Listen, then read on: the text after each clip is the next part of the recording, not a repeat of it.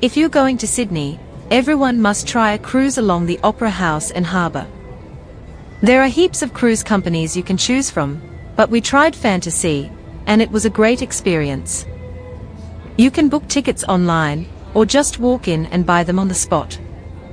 It's about an hour-long cruise, and you'll definitely find it worth it. When buying a ticket, make sure to check the departure time carefully. They have different schedules each day, and your ticket will specify the exact docking area where you need to board.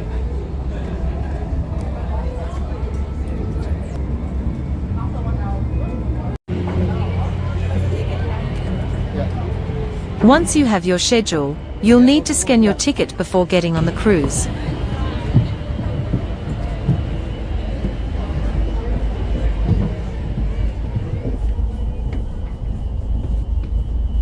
You can also choose where you want to sit, either on the roof deck for the best views or in the regular seating area downstairs.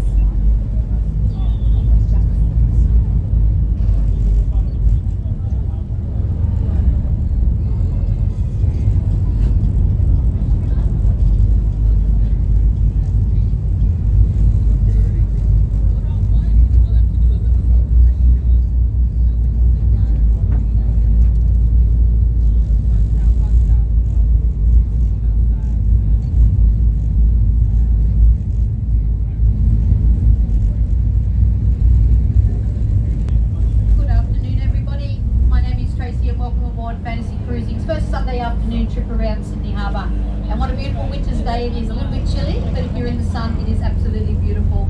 Apologies for the delay, we did just have to wait for the bigger boat to come in before we could depart, so I appreciate your patience, and on behalf of myself and the crew, welcome aboard. Just a little bit of housekeeping. If you are moving around, I'm happy for you to see our city from any view the boat has to offer, but we do need you to be hanging on at all times. When we do go past other boats, we'll move a little bit. And if you're up and down the steps, please, 2 hands if you can. And if you've got little ones, please know where they are at all times. Bar downstairs, tea and coffee, and the crew are happy to help with any questions that you may have. And I am definitely happy to answer any questions that you may have. As we cruise around the harbour, leaving Circular Quay, we're going to go past two of the icons of the world that as soon as people see a photo of, first they know they're in Australia, and at the very, very best, they know that they're in Sydney. So I'm going to take you on a tour today, hopefully through Sydney, through my eyes, and hopefully a little bit of me will rub off on you, so much so that when you get home, once you tell your friends and family how nice we are as people here in Sydney, you check the calendar and work out when you're coming back to visit us, because there'll be something new to see when you return. So let's have a start from here. If you have a look behind us, look at the beautiful buildings that we've got going up now. You've got the AMP building just there, that's about 18 months old now since it opened. But the building in front of that was the original AMP building for many, many years, with my mum being a dinner lady in there for many years as well. If you take a photo of Circular Quay, possibly when we come back, you'll be facing it. Next time you come here, that'll all look a little bit different. Over the next few years, they're looking at building new wharfs, so that's going to change the face of that as well a little bit. The facade, looking at the photos that they show as the finished product, will still have the Circular Quay railway station there, so that's still, that bit of history will be kept there. But the walls themselves will all be changing as we move along the next few years. You'll notice all the markings on the ground. That's what that is to work, and grab a photo if he's there when you do the wander around the Opera House. The Opera House was a competition as well. So we had 233 entrants from all over the world. It was designed to design something that was going to fit on this particular block of land and fit Sydney. For example, there's 35 kilometres worth of piping that runs throughout the building, and the air conditioning is kept off the water from the harbour, so we insert one set of pipes out of the other. The main concert hall in there is kept at approximately 22.5 degrees,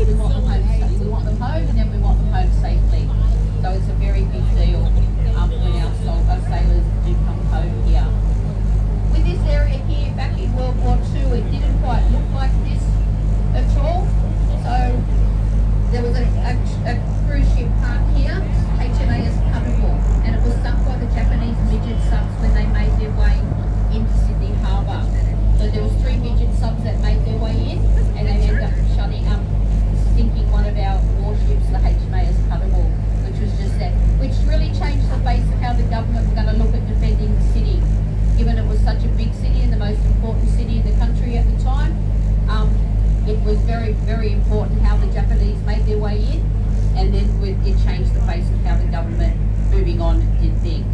Buffet, go for a wander up there. They do a beautiful buffet. It's a 90-minute revolving restaurant. You start at point A, by the time you finish eating, you're back at point A again, and you've seen the whole of the city. And by night it's beautiful, by day it's lovely. And on a reasonably clear day, you can see, you get an observation deck as well. You can see all the way out west. You can see our Olympic Stadium, and there's the binoculars and the telescopes there, so depending on your eyesight. You can see Penrith and the Blue Mountains as well. Out to the south, you'll see all of the airport, the beaches of the Sutherland Shire, and the world's second oldest national park out in the Sutherland Shire as well. And then as you move to the north, the east and the north, you'll see exactly what you're looking at now. The amount of water. If you just look over to the left, guys, you just got dolphins coming up. Where are we? Just here. No, just here on the left. They went under. Whoa! There we go. We were lucky enough to see them last weekend, but they were over that side last week and they just appeared. So when the dolphins and the whales do make their way into the harbour, they do get priority over the boats. So people have to, when the drivers have to, or skippers have to slow down and watch what's happening, they do get the absolute priority of the harbour, particularly the whales.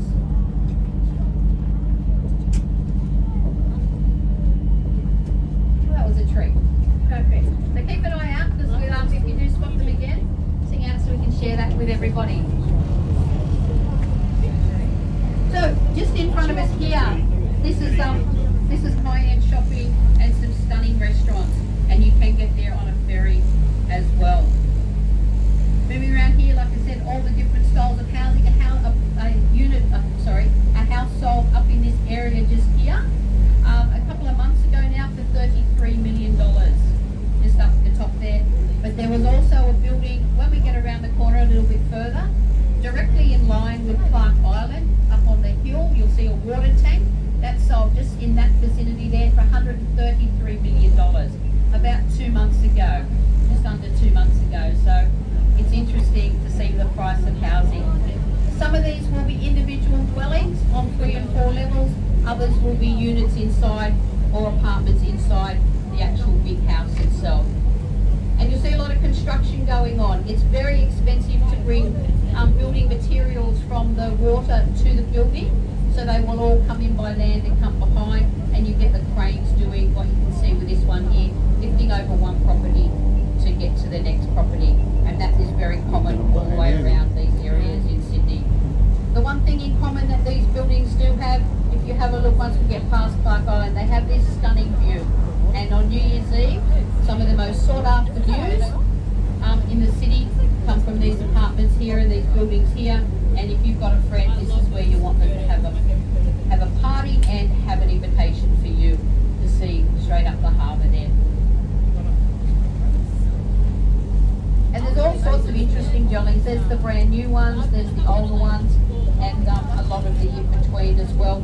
A lot of buildings like you'll see here, they've got the seaside swimming pool as well. They have the salt water, their normal chlorine pool, and then they'll have one that fills from the harbour. They just net it off to make sure it's safe to actually live in. That starts approximately this area just here. We had 110 starters last year.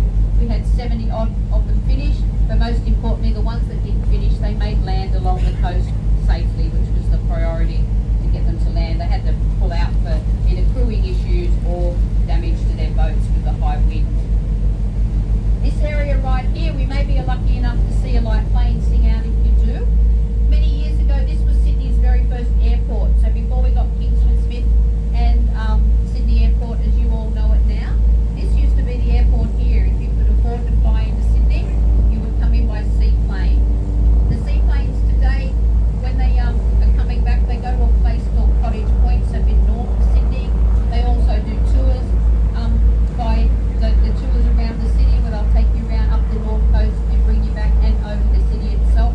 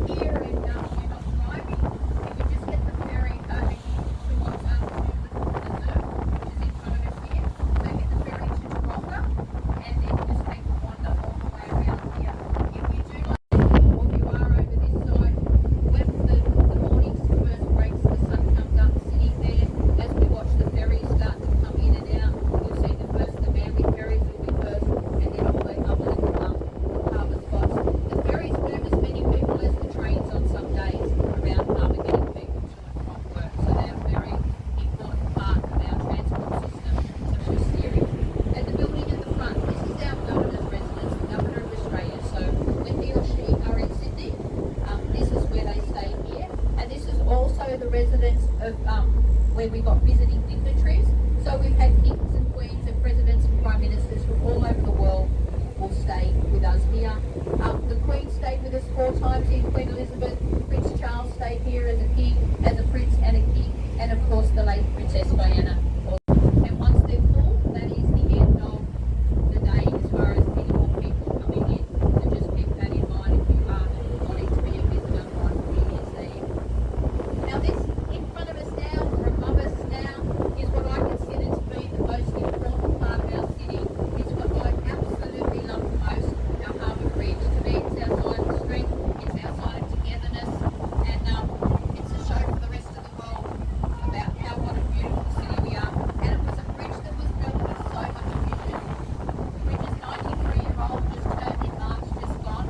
You'll see a lot of scaffolding on her now, and that's all part of making sure the next 7 years we get her perfect for her 100th birthday. They used to years ago work from side to side when they first built her, from side to side painting. It's just not possible to do that anymore. You've got 483,000 square metres of steel above all this salt water. So the first thing you're going to have is rust. So she's got her own paint code. So she's got a patented paint colour. She's Harbour Bridge grey, so you can't just go and buy that colour anymore. It belongs to her. And the pins that hold her up, there's 2 pins on either side. That's what holds the bridge together.